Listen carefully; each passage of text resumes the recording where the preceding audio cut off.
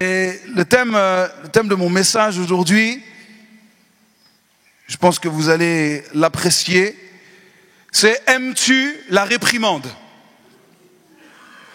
C'est une belle question, ça. Aimes-tu la réprimande? Pose la question d'ailleurs à une personne à côté de toi et surtout écoute sa réponse. Aimes-tu la réprimande?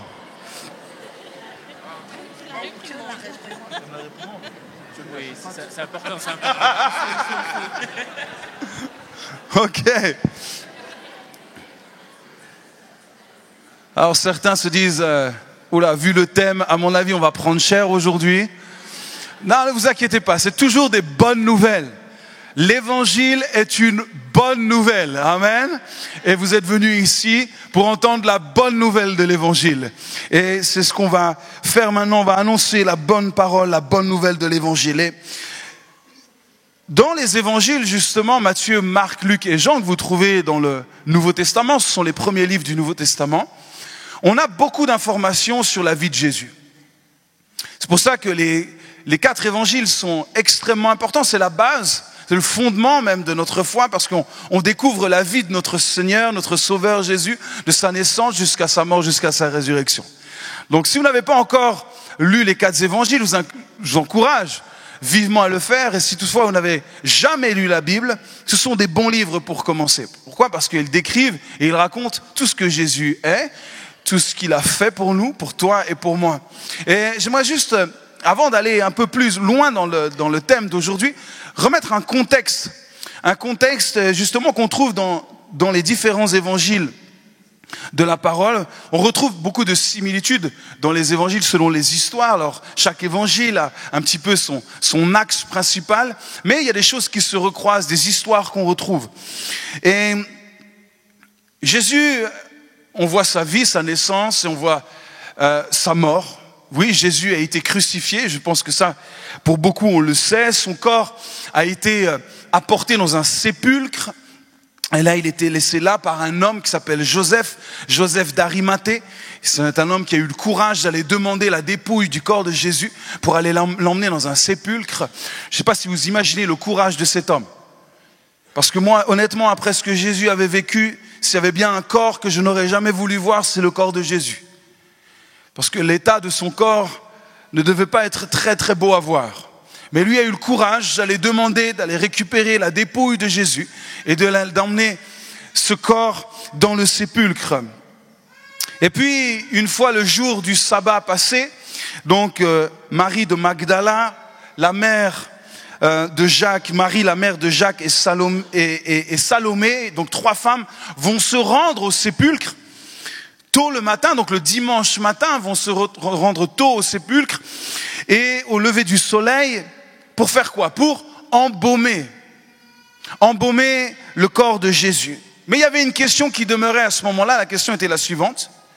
Qui va rouler la pierre du sépulcre? Parce que les sépulcres étaient couverts par une grosse pierre, et cela demandait vraiment beaucoup de force pour pouvoir rouler cette pierre. Mais comment on va faire pour rouler la pierre? On va embaumer son corps, mais comment on va faire pour que la pierre soit roulée? Et puis, en levant les yeux, tout en étant sur le chemin, en levant les yeux, comme quoi c'est important parfois de lever les yeux et pas simplement de regarder par terre ou de se regarder soi, c'est de regarder, lever la tête un petit peu. Et là, au moment où elle pose la question, qu'est-ce qui se passe? Elle voit la pierre qui a été roulée. Finalement, le problème n'est plus un problème. Elles continuent, elles avancent, elles entrent dans le sépulcre. Là où elles s'attendaient à voir Jésus. Et puis finalement, elles ne voient pas Jésus, elles voient un jeune homme. Un jeune homme qui est vêtu en blanc, qui est assis. Et là, panique. C'est la panique. La parole, les évangiles nous disent même qu'elles ont été épouvantées. Je ne sais pas si vous avez déjà été dans ce genre de panique où l'épouvante, c'est pas une simple peur, mais l'épouvante se manifeste. Et là, elles sont épouvantées. Et en plus de ça, ce jeune homme commence à leur parler. Et puis je pense qu'il a tout de suite compris ce qui se passait. La première chose qu'il va leur dire, n'ayez pas peur. Je vois que vous vous êtes effrayés là. Mais n'ayez pas peur. N'ayez pas peur. Pourquoi? Je sais que vous cherchez Jésus de Nazareth. Je sais que vous le cherchez. Déjà, ça rassure qu'il sache pourquoi on est venu jusqu'ici. On ne s'est pas trompé de sépulcre. Ok?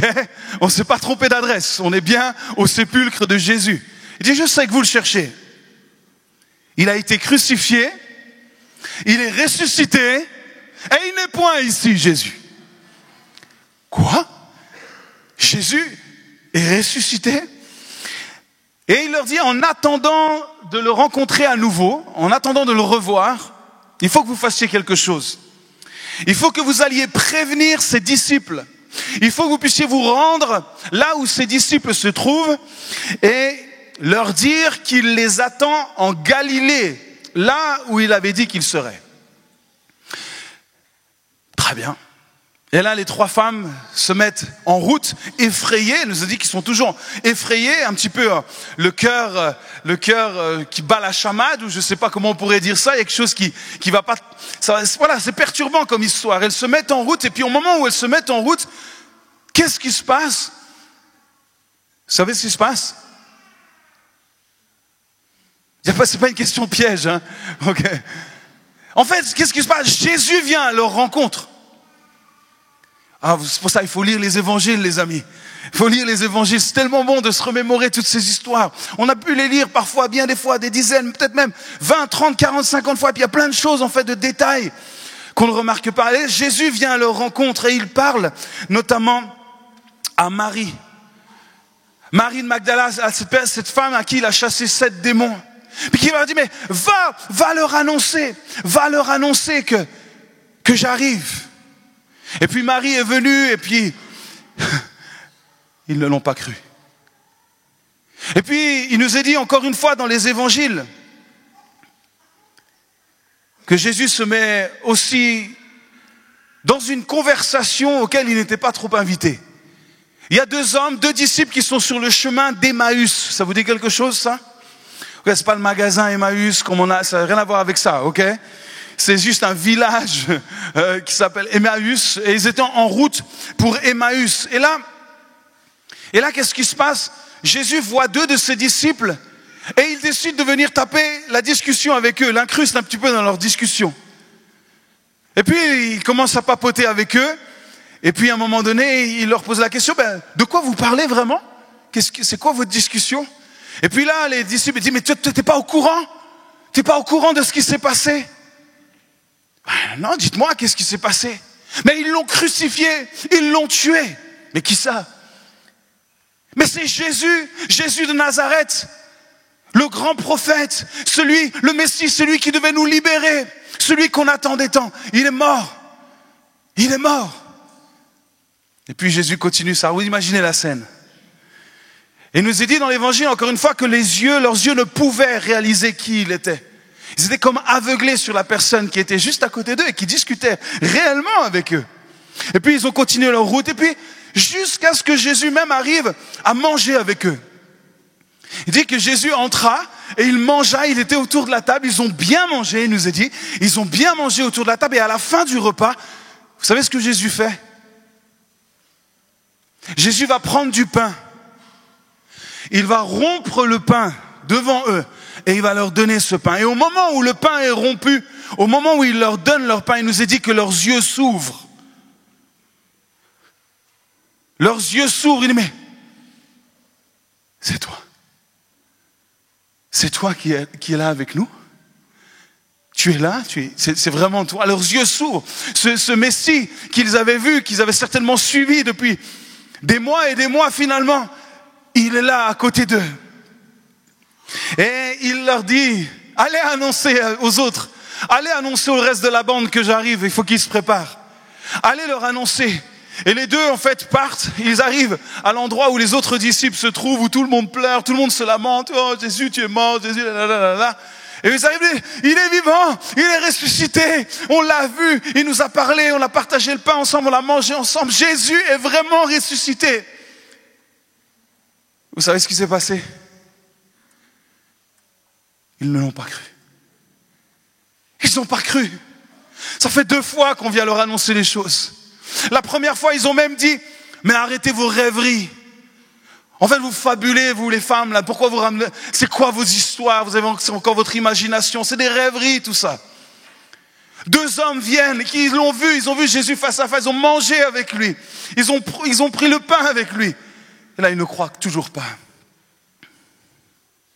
Et là, pendant qu'ils sont bien tous ensemble, dans ce même lieu, la porte fermée, ça c'est un détail qui est donné aussi dans l'évangile, la porte est fermée. Pourquoi ? Parce qu'ils avaient peur des autres juifs à ce moment-là, et ils fermaient la porte pour ne pas être dénoncés. Ils étaient là dans la peur, dans la crainte, renfermés sur eux-mêmes, dans une pièce, en train de pleurer. Pas forcément le contexte dans lequel on a envie d'être, vrai ? Et là, qu'est-ce qui se passe ? Ils sont encore autour de la table, ils sont en train de manger, comme quoi Jésus aime bien manger. Ça, c'est un détail aussi qu'on voit dans les évangiles. Et là, au moment où ils sont tous autour de la table, Jésus entre et en fait, il se retrouve à table avec eux.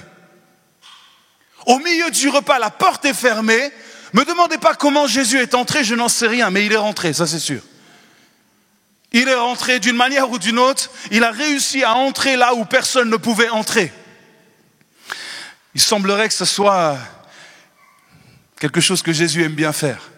Entrer là où ce n'est pas possible d'entrer. Changer les choses impossibles en possibles. Et là, Jésus est entré, il s'est assis avec eux. Il va manger avec eux, autour de la table. Et Jésus va leur dire 3 choses. 3 choses importantes que Jésus va leur dire. Et quand j'ai relu ces 3 choses récemment, je me suis dit, c'est tellement intéressant de s'appuyer et de s'arrêter sur ces 3 choses aujourd'hui. Et j'aimerais vous lire ces 3 choses qu'on retrouve dans l'évangile de Marc, chapitre 16. Je vais juste prendre ça avec vous, Marc 16. Marc 16, on va faire le détail de la lecture. Juste un instant. Enfin, il apparut aux 11 pendant qu'ils étaient à table, au verset 14, et il leur reprocha leur incrédulité et la dureté de leur cœur parce qu'ils n'avaient pas cru ceux qui l'avaient ressuscité. Ça, c'est dans l'évangile de Marc, ok ? Dans un autre évangile, il nous est dit, la première chose qu'il va leur dire, c'est... Est-ce que vous connaissez ce qu'il va leur dire ? La paix soit avec vous. C'est la première chose que Jésus va leur dire. La paix soit avec vous. La deuxième chose que Jésus va leur dire, c'est une réprimande. Il va les réprimander. Et la troisième chose que Jésus va leur dire, c'est une demande.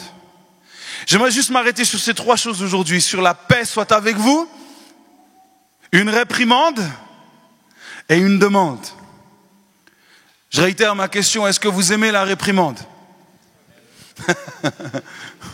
Ok. La première chose, que la paix soit avec vous. Jean chapitre 20, versets 19 et 21. Jésus vint, se présenta au milieu d'eux et leur dit, la paix soit avec vous. Et quand il leur dit cela, il leur montra ses mains et son côté. Les disciples furent dans la joie en voyant le Seigneur.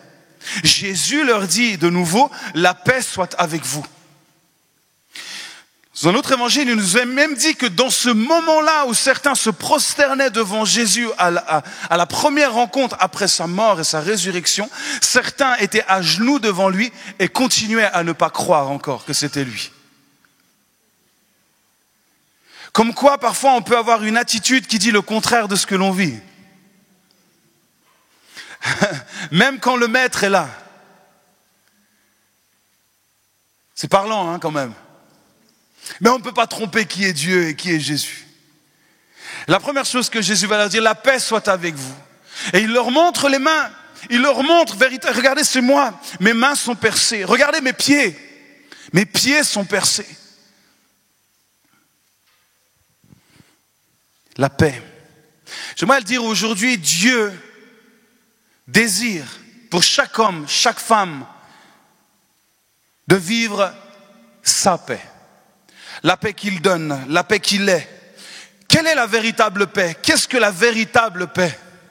La véritable paix, ici, nous avons l'exemple de la véritable paix. La véritable paix a un nom, elle s'appelle Jésus. La véritable paix, c'est la présence de Jésus. Savoir que Jésus est là, c'est la paix. C'est ça la paix, savoir que Jésus est là. Tout le temps là, en toutes circonstances et en toutes saisons, Jésus est là. Pas un Jésus fait de bois, une statue quelque part. Non, Jésus mort et Jésus ressuscité. Ça, c'est mon Jésus. Et il est vivant aujourd'hui. Et il est avec moi aujourd'hui. Et je mange à sa table aujourd'hui. Et je suis avec lui. C'est ça la véritable paix. 2 Thessaloniciens 3, verset 16, que le Seigneur de la paix, donc le Seigneur de la paix, celui qui domine toute chose par la paix, vous donne lui-même la paix.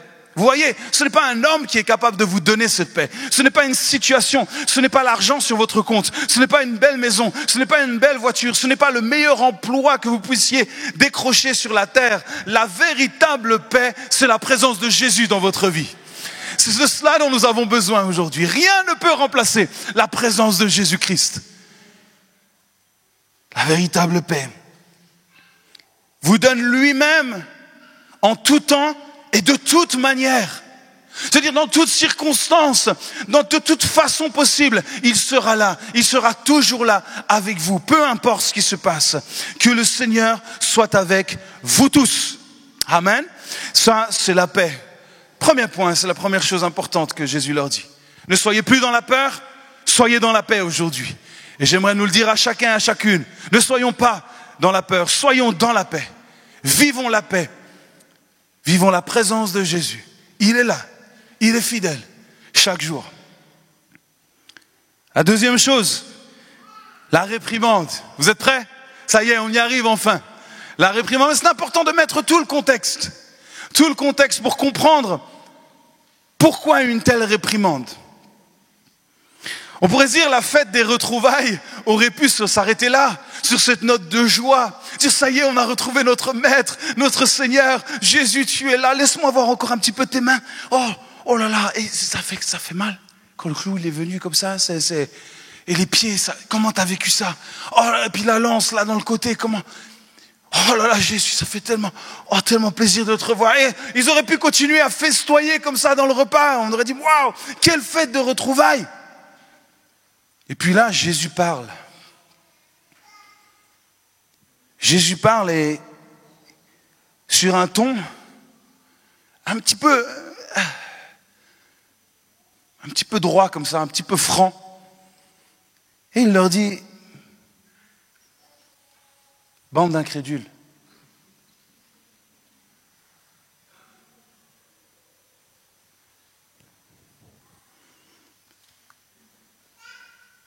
Vos cœurs sont durs. Vos cœurs sont durs. Vous ne croyez pas.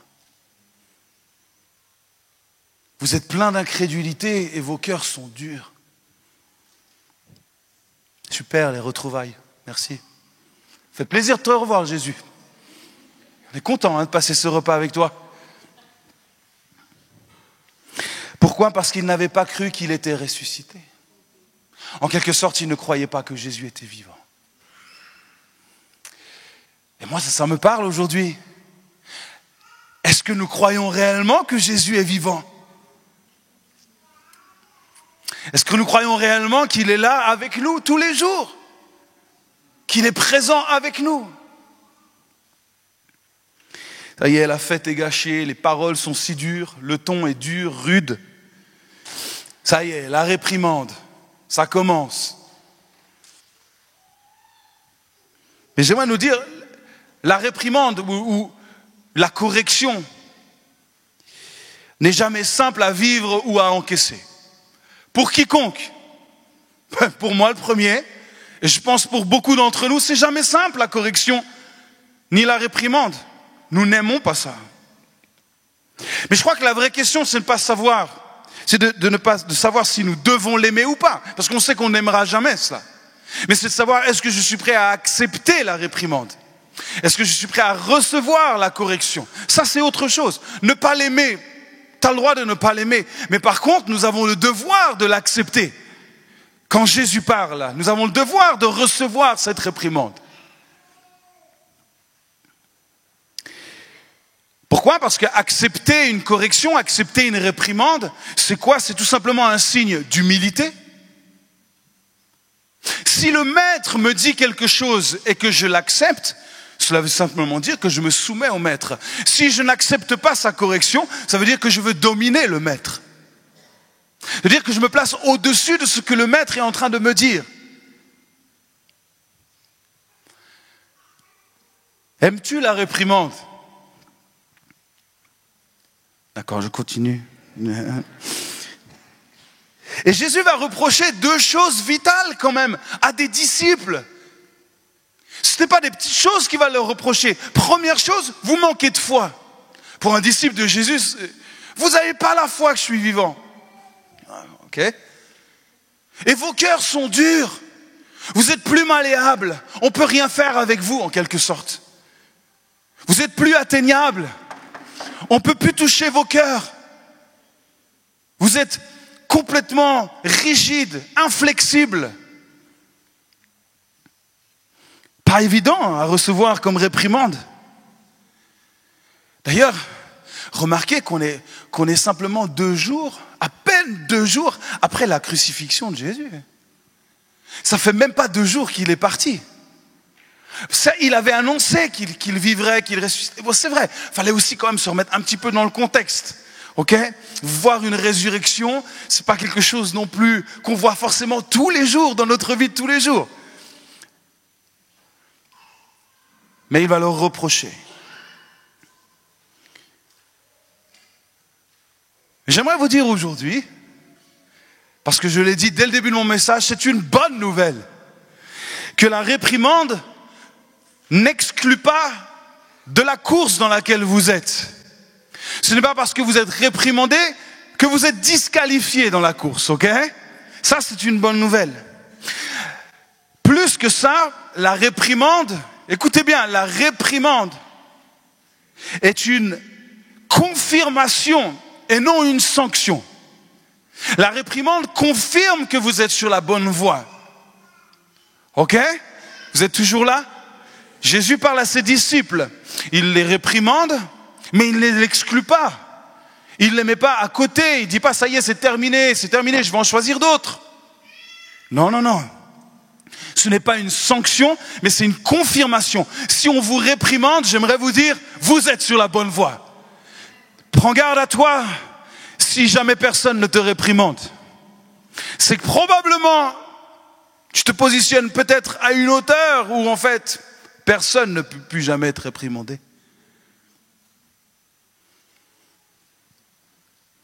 Ça va, vous êtes toujours là ? Je suis content de vous retrouver aujourd'hui, ça me fait plaisir. Vraiment. J'attendais ce moment avec impatience. La réprimande confirme que vous êtes dans la bonne course, que vous êtes en bonne voie. Et plus que cela encore, et ça j'aimerais vous le dire aujourd'hui, que vous avez de la valeur. Les personnes qu'on réprimande, ce sont des personnes qu'on aime. La Bible dit, si tu ne châties pas ton fils, en fait, c'est que tu ne l'aimes pas. Si tu ne le corriges pas, c'est que tu ne l'aimes pas. Attention, hein. Ça ne veut pas dire l'assommer de coups et ça n'a rien à voir avec ça. C'est le corriger, c'est l'éduquer, c'est lui parler, le confronter quand il y a besoin. Pourquoi ? Parce que tu l'aimes tant et tu ne veux pas qu'il aille sur ce chemin périlleux. Tu ne veux pas qu'il se mette dans des situations compliquées, des situations trop difficiles ou des pièges tout simplement. Et là, Dieu, au travers de Jésus, va parler à ses disciples et il va les corriger. Pourquoi ? Pour vivre le meilleur. Apprendre à accepter la réprimande, c'est simplement accepter de vivre pour un meilleur lendemain et ne pas rester figé dans le passé.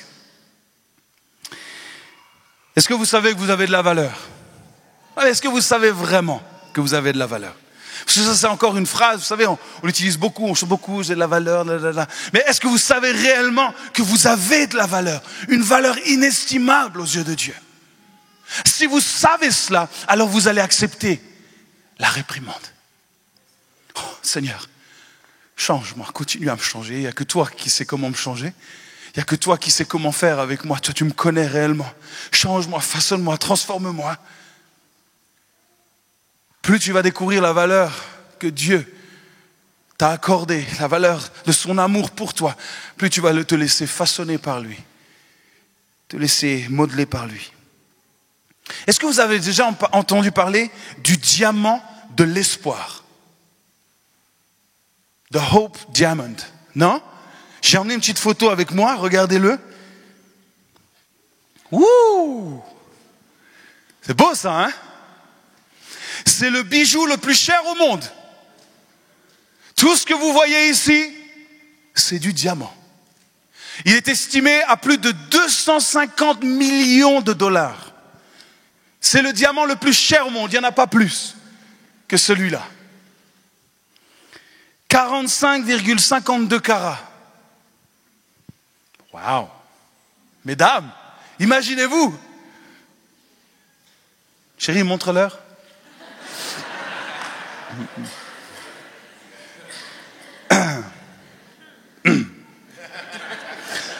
Ok, j'étais étudiant à l'époque. C'est le deuxième objet d'art le plus visité. À Washington, vous pouvez aller regarder juste avec vos yeux. 6 millions de visiteurs par an pour venir juste voir ce caillou. 6 millions. Juste en deuxième position, après la Joconde. Vous savez comment est constitué le diamant? Le diamant est composé de carbone pur. Et le carbone pur, en fait, c'est ce qui fait de lui, effectivement, la pierre la plus précieuse et en même temps une composition ultra simple. Le seul problème, c'est que le diamant, vous ne le trouvez pas à la surface. Vous ne le trouvez même pas à 10 mètres, même pas à 100 mètres sous terre.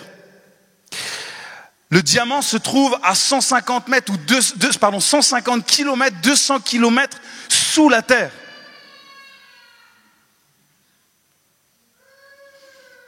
Ce qui fait que quand on arrive à le trouver, quand il remonte un petit peu à la surface, ça en fait de lui la pierre, ou d'elle la pierre la plus précieuse. Ok?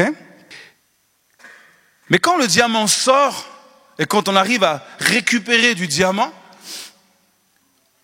le diamant brut, pour lui permettre de faire sortir toute sa brillance et tout l'éclat en fait qui est là, ce diamant doit être taillé. On doit tailler ce diamant. On doit lui permettre d'être coupé en plusieurs morceaux. On doit tailler, on doit le limer. Il y a toutes des étapes qui sont là, bien sûr minutieuses. Pourquoi? Pour faire ressortir la brillance du diamant, l'éclat du diamant.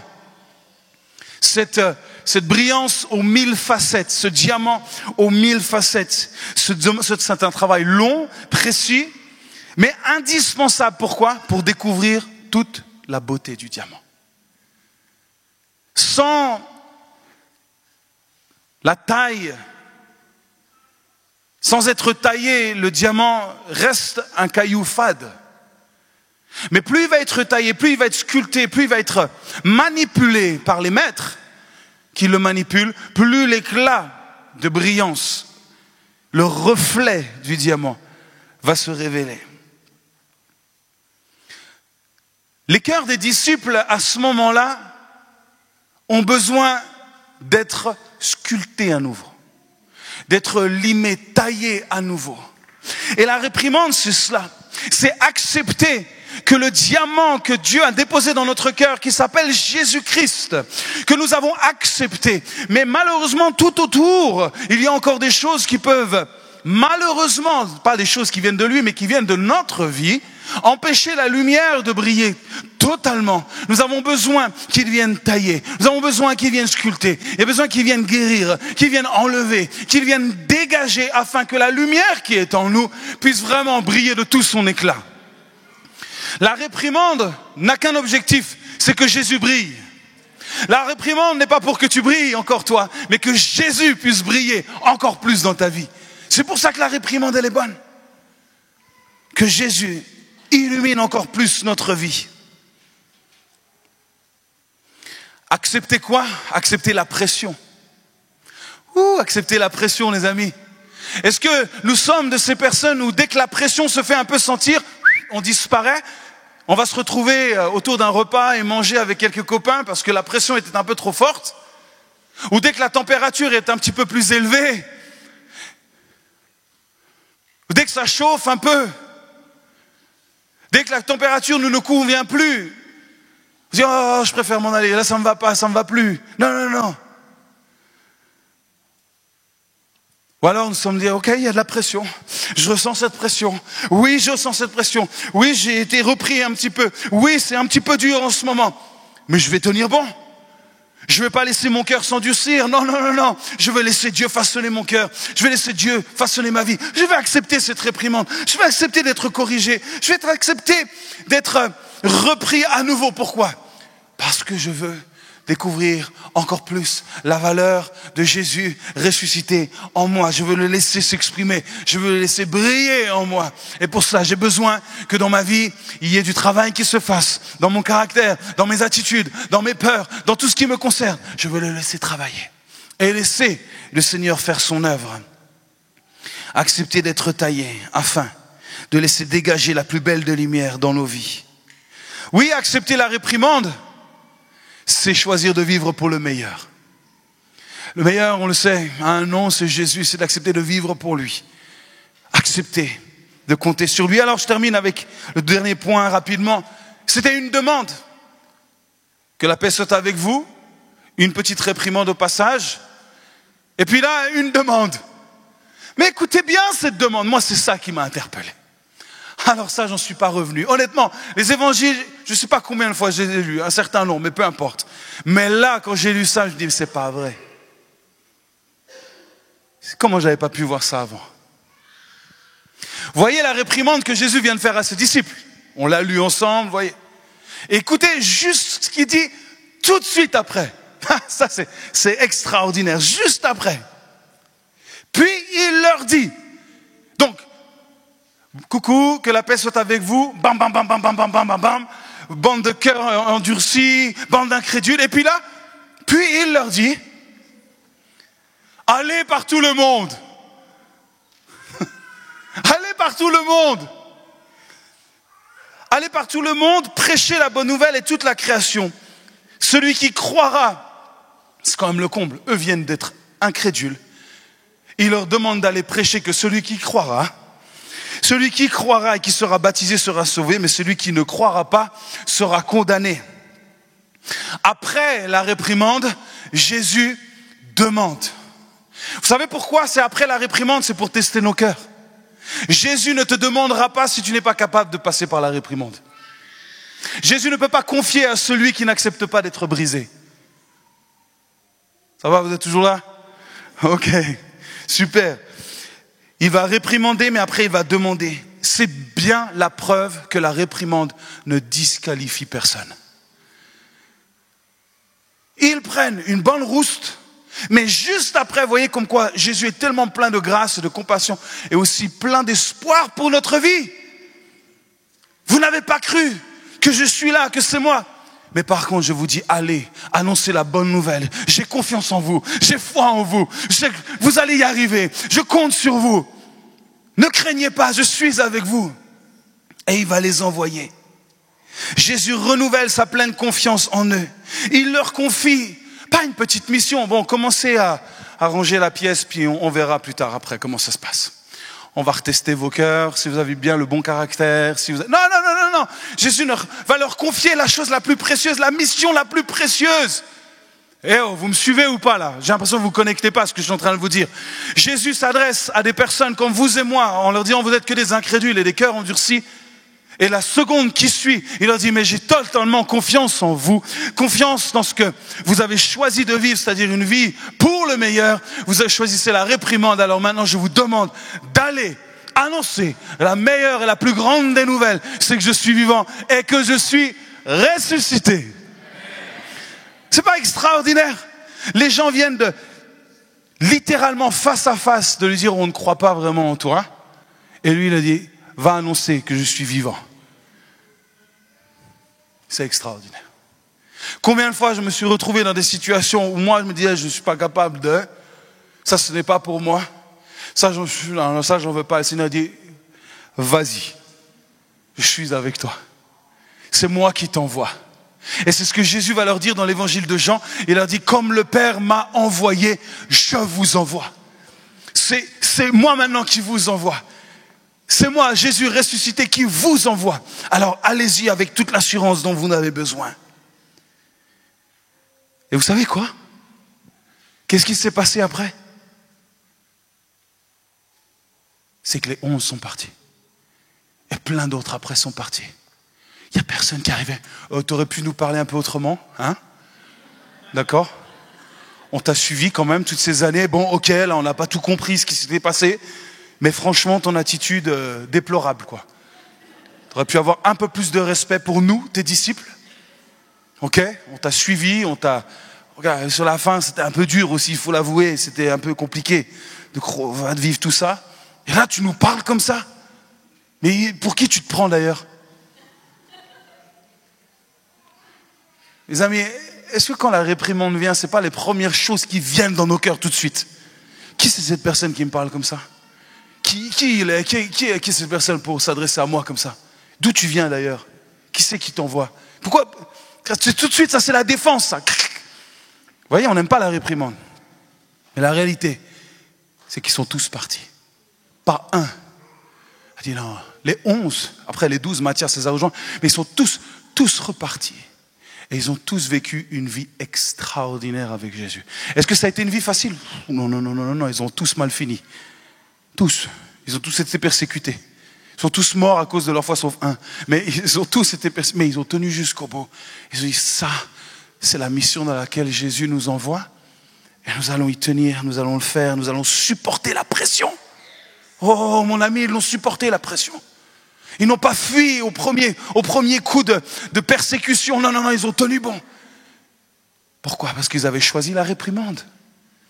Ils avaient choisi d'être façonnés. Accepter quand ça chauffe un peu. Quand on n'est pas trop à l'aise avec ce qui se passe. Mais on accepte, on avance. On dit on vit pour le meilleur. Jésus nous a choisis pour être premièrement taillés et ensuite, boum, envoyés. Taillés, boum, envoyés. Et ça, bien des fois dans notre vie. Taillés, envoyés, taillés, envoyés, taillés, envoyés, taillés, envoyés. Pas toujours simple. Pour moi, le premier. Mais je sais qu'aujourd'hui, j'ai encore bien besoin d'être taillé dans bien des domaines de ma vie. Comment ça se passe? Parfois, c'est Dieu qui me parle directement et quand je lis sa parole, je dis ouf, ok. Puis des fois, c'est des situations, des fois, c'est des personnes. Des fois, c'est des personnes à qui je me confie, qui disent ah, tu vois ça là, bam, faut que tu arrêtes avec ça. Tu vois ça, coupe-le maintenant. Ça, c'est pas la bonne attitude. C'est pas comme ça que tu devrais dire les choses. Allez, courage, allez, tiens bon. Tu vas pas baisser les bras maintenant quand même. Accepte cette pression, vis cette pression maintenant. Tu vas t'en sortir, tu vas y arriver. Dieu nous donne la paix de toutes les manières possibles. Quand nous sommes réceptifs à la réprimande, toutes les manières possibles, nous acceptons. Alors aujourd'hui, il ne force personne à rester autour de cette table.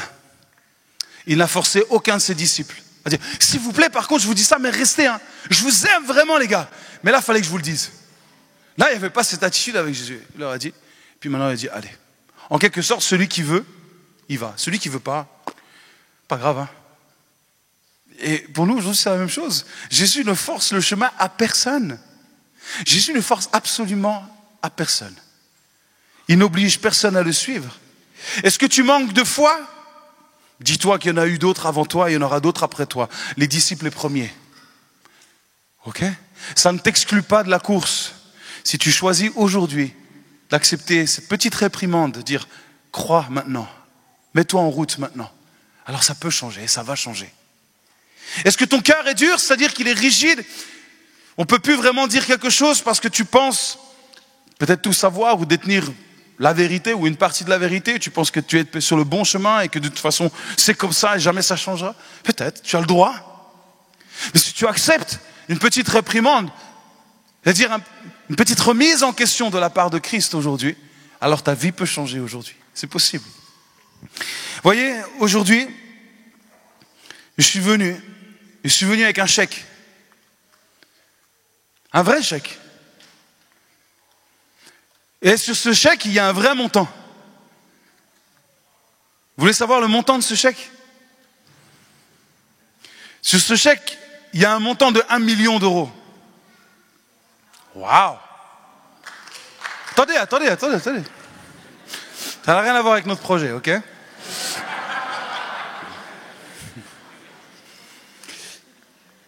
Il y a un chèque de 1 million d'euros. Et sur ce chèque, j'ai mis un nom.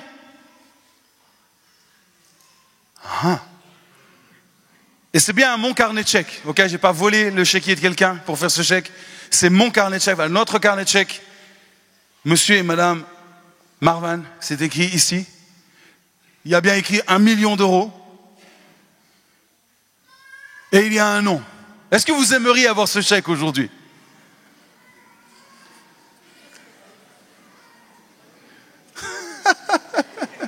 Vous dites là, il y a une arnaque quelque part. C'est pour ça que vous hésitez à chaque fois. Hein? Non! Il y a un chèque de 1 million d'euros. Je l'ai signé. Ça, c'est ma signature.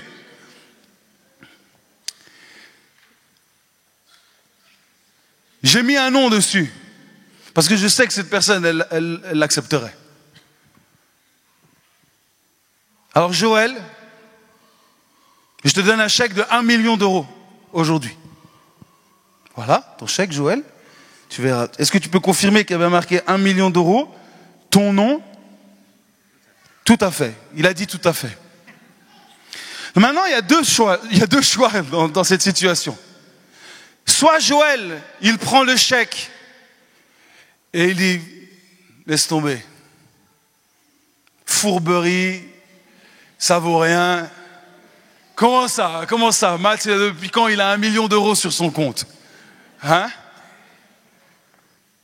Ou alors il a un autre choix, mais celui-là, il ne faut pas que tu le fasses. c'est que tu signes au dos du chèque. Donc il faut ta signature.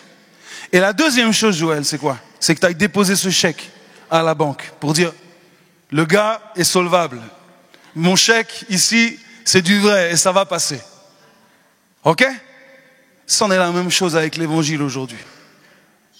Jésus a signé en bas de la page. Il a dit, voilà, tu as de la valeur. J'ai signé par mon sang en bas de la page. Voici.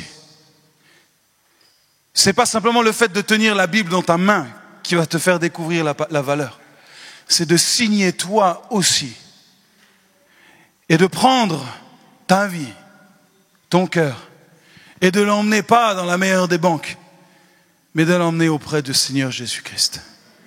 Et c'est à ce moment-là uniquement que tu vas pouvoir découvrir la véritable valeur. En fait, qu'est-ce qui te manque? C'est juste un pas pour dire oui, je crois à cela. J'ai la foi que ce que Jésus a dit, il va l'accomplir. Jésus a dit qu'il viendrait sur la terre et il est venu sur la terre. Jésus a dit qu'il serait mort sur une croix et il était mort sur une croix. Jésus a dit qu'il serait ressuscité le 3e jour et il a été ressuscité le 3e jour. Aujourd'hui, si tu crois, tu verras la gloire de Dieu dans ta vie. Mais il te faut croire. Tu es à un pas, à un mot de découvrir la puissance du nom de Jésus dans ta vie. La puissance de son amour. Il te suffit de dire oui aujourd'hui. Oui, je crois. Oui, je crois. Et peut-être ce que je t'ai partagé aujourd'hui, ça a piqué un petit peu, tu te sens peut-être un petit peu. Mais c'est pour le meilleur. Accepte peut-être de remettre un moment en question les choses. Est-ce que véritablement je vis cette paix? Je sais que Jésus est là. Est-ce que je suis prêt à humilier mon cœur et ma vie aujourd'hui pour reconnaître que j'ai besoin d'un Seigneur et d'un Sauveur qui me connaît parfaitement et qui pardonne mes péchés? Et je veux croire en ce Jésus mort et Jésus ressuscité. Jésus a donné sa vie pour moi et il l'a donné aussi pour toi. Et il veut aujourd'hui te révéler toute la valeur de son amour. Mais la première chose, c'est commencer par un oui, de reconnaître que tu as besoin de lui.